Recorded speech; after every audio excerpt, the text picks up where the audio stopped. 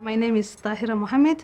I work with the International Livestock Research Institute based in Nairobi on a postdoctoral program supported by SPAC and Jamil Observatory, looking at the nexus between resilience and humanitarian program in the Horn of Africa, how the programming and implementation have changed over time, and also how it affects pastoral livelihood.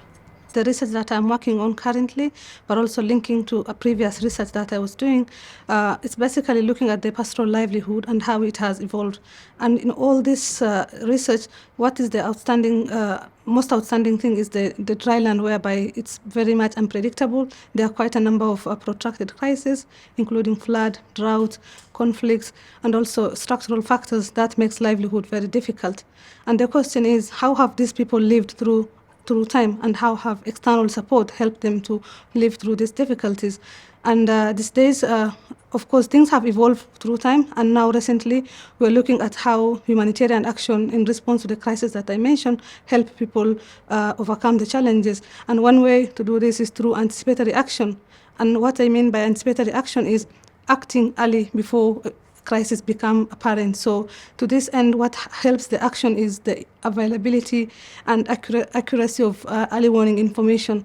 To this regard, it is the climate information, disease information, and also like food security information. So all these things affect response to crisis. But now with anticipatory action, we don't want to respond once crisis occur. We want to act before an event occur because we have the information. For me, this is the first AgriFin event that I'm attending, but then what really surprised me is like the level of the level of especially research on crop agriculture. But I'm so happy that even dryland and pastoralism are coming to this debate. What that means for me is, for instance, session yesterday was looking at financing in the dryland and all the limitations that exist, the gaps that exist, and how we need to come with evidences to support investment in this region.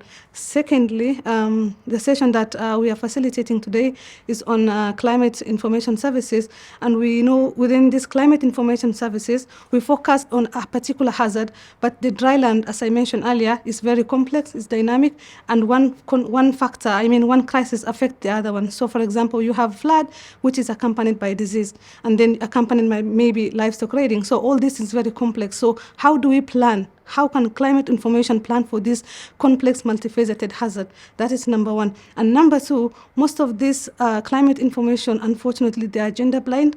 So they take this pastoral community as homogeneous, but the communities are not homogeneous. They are very much differentiated by spatial geographies, gender, and also economic differentiation. So how are these differences taken into account in climate service provision to pastoralists in the dryland?